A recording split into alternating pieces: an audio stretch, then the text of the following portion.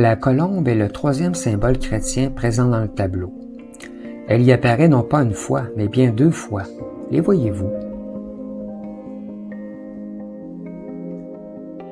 Pour les premiers chrétiens, la colombe est associée au baptême de Jésus. Elle est le Saint-Esprit descendant sur lui lors de son baptême par Jean le Baptiste. Atitlan est cette colombe. Voici pourquoi. La posture d'Atitlan n'est pas sans rappeler un tableau célèbre de la Renaissance, soit la naissance de Vénus de Sandro Botticelli. On y voit une Vénus pointant de la main droite son sein gauche. Son autre main empoigne sa natte de cheveux. Exactement comme la jeune fille dans le tableau. La Vénus de Botticelli est enfin inspirée de la Vénus de Médicis, une célèbre sculpture grecque en marbre représentant la déesse Aphrodite. Tout comme Vénus, Aphrodite est la déesse de l'amour. Ce tableau, propre à la Renaissance italienne, reprend un thème de l'Antiquité en lui conférant une toute autre sensibilité. Pour créer cette œuvre, Botticelli s'est probablement tourné vers l'art religieux. En effet, on constate une certaine parenté entre la naissance de Vénus et le tableau Le baptême du Christ, peint par Léonard de Vinci en collaboration avec Verrocchio. Voyez les similitudes entre les 2 tableaux.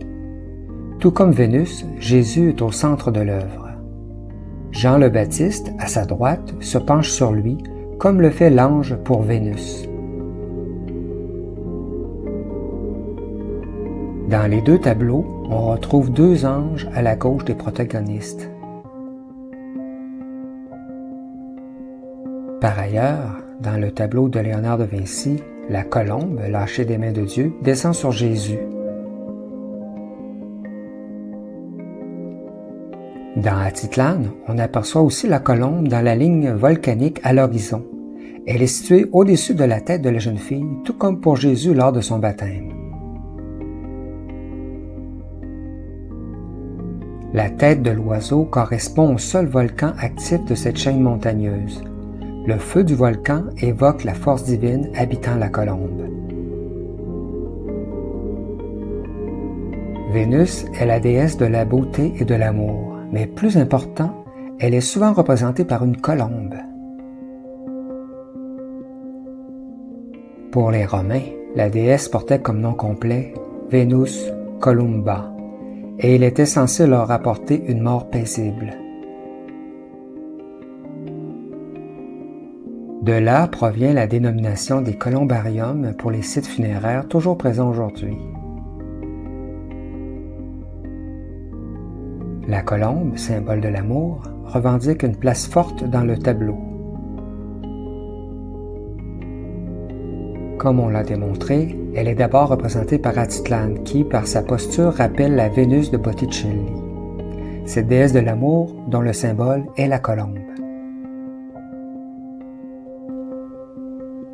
D'ailleurs, le fait qu'Atitlan exhibe en toute candeur son pubis ou dit poétiquement son nom de Vénus, serait-ce là sa façon de nous indiquer son identité cachée? La colombe est également présente dans la ligne volcanique à l'horizon, rappelant celle au-dessus de la tête de Jésus lors de son baptême par Jean le Baptiste dans le tableau de Léonard de Vinci. Les 3 symboles chrétiens présents dans le tableau représentent les 3 parties indicibles de la Trinité.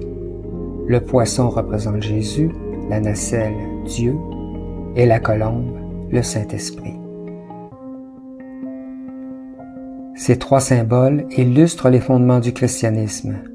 La colombe rappelle le baptême, la nacelle, l'Eucharistie, et le poisson, la vie éternelle.